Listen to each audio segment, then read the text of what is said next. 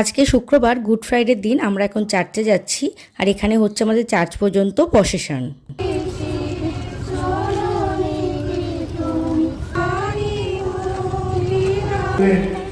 ইহুদিদের রাজা কথাটা না লিখে আপনি বরং লিখুন এই লোকটা বলেছিল আমি ইহুদিদের রাজা।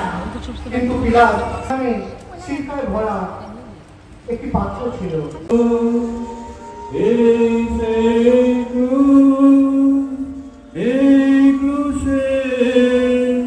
সমর্পিত হয়েছিলেন জগতে পরিত্রাতা।